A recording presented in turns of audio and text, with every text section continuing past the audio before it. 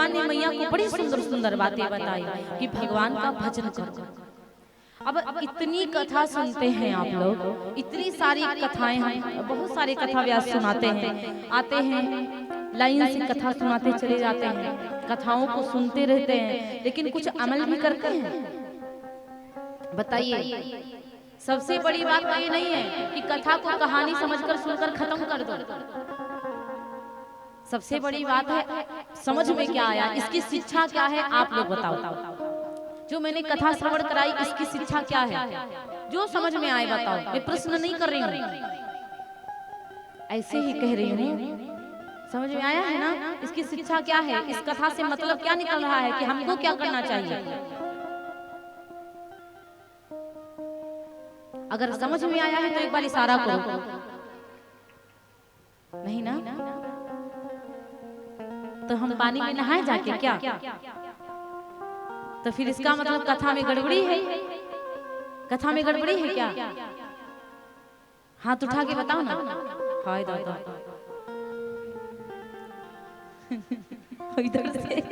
इधर से अब हम शिक्षा बता रहे हैं, बताएं क्या शिक्षा है। जैसे इसका मतलब ये है कि बाबा जी ने देखो तपस्या करी, तो बाबा की तरह यदि हम तपस्या ना कर पाए, मतलब तो समझिएगा माँ, केवल कथा सुनने का मतलब नहीं कि आप बाबा के बारे में सुन ली बस हो गया।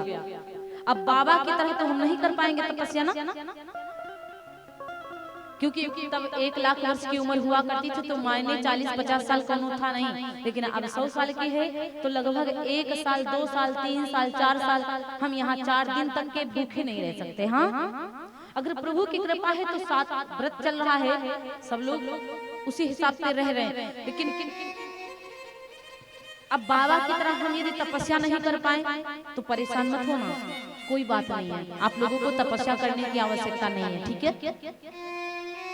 दूसरी बात, बाबा ने क्या कहा था, यदि विवाह कर लूंगा कृपा करो कि तुम्हें ना भूल पाए, कहा था ना। तो हम लोगों को यही कहना चाहिए भगवान से कि विवाह हो गया प्रभु, आपने मुझे सब दिया है, घर दिया है, बच्चे दिया है, परिवार दिया है, जमीन जायदाद दिया है, लेकिन प्रभु का भजन हमें नहीं भूलना चाहिए। हाँ, इसका मतलब ये है, इस कथा से ये नहीं कहना, ये नहीं सोचना है कि हम तपस्या करें जाके जंगल में बाबा बन जाए, ये नहीं करना है आप लोगों को। ये करना है कि परिवार के साथ साथ प्रभु का भजन हमसे होता रहे। अब बताओ, आप लोग भजन करोगे? वादा करो भजन करोगे सोते समय ना? बताओ, सही सही बताओ, जल्दी ऊपर हाथ उठाओ। सोते समय भजन करोगे? और यहाँ पे झूठ बोल दिया ना तो गड़बड़ हो जाएगी। हम नहीं कहते कि आप घंटन भजन करो, लेकिन भगवान का नाम लोगे सोने के समय कि नहीं लोगे? उठाओ हाथ जल्दी। आप लोगों से भी कह रहे हैं, आप लोग भी इनके ही समान हैं।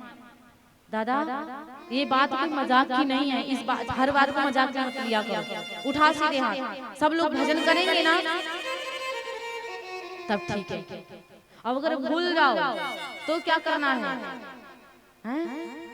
अगर भूल जाओ तो रात में 3 बजे अगर कहीं बाहर चले जाओ ना, बाई चांस कभी कभी लोग रात्रि में उठ करके जाते नहीं है, तो लघु शंका के लिए जाते हैं, तो समझ आओ भूल गए थे भगवान का भजन करना। रे तो ऐसा तो है नहीं कि रात में जागोगे, वापस आओ तुरंत लेटो, तुरंत भगवान का नाम ले लो फिर सो।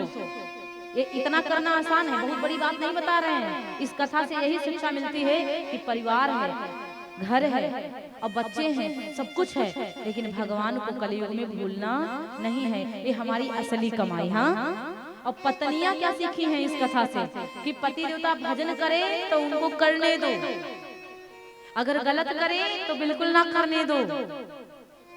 समझ रही हो? गलत करे तो बिल्कुल ना करने दो, उनको समझाओ।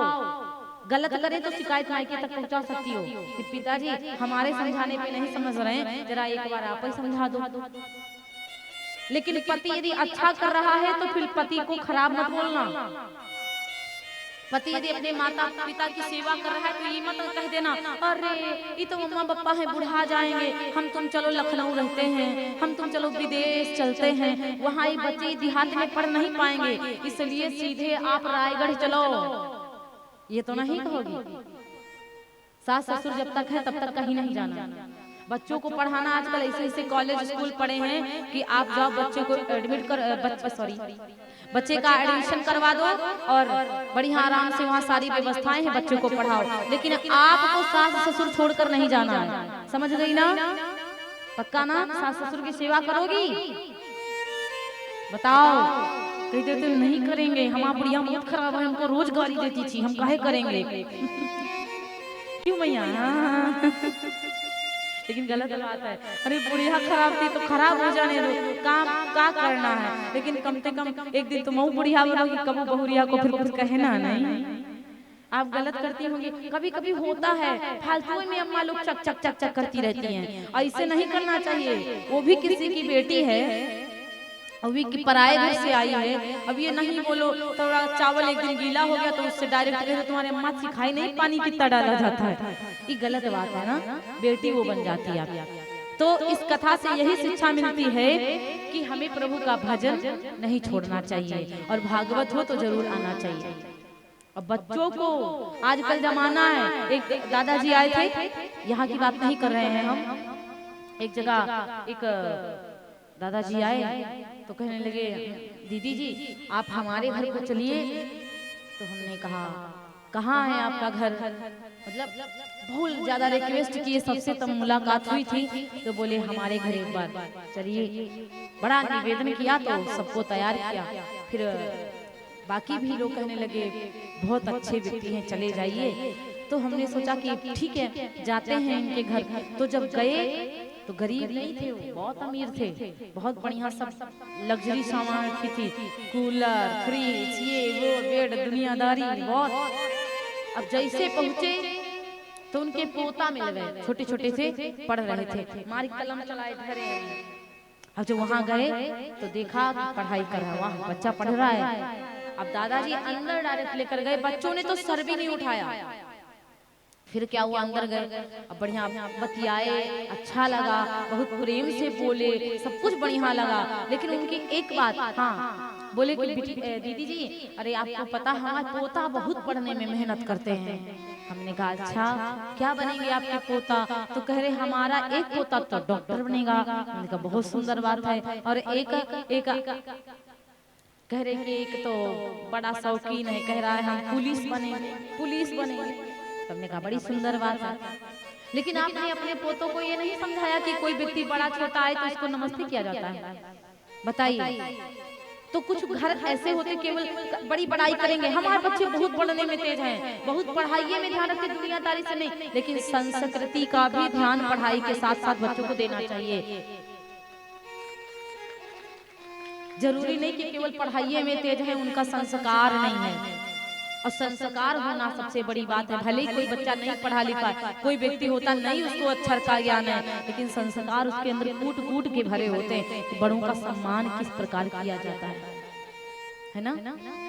इसी प्रकार कहा जाता है कि मनु शतरूपा की 3 बेटियां थी, तीनों ब्याही गई। फिर बचे कौन? उत्तानपाद जी और प्रियव्रत राजा। और उत्तानपाद जी राजा बड़े सुंदर विचार वाले राजा हैं, बड़े दयालु हैं, अयोध्या से हैं, सब प्रभु राम के कुल के ही हैं।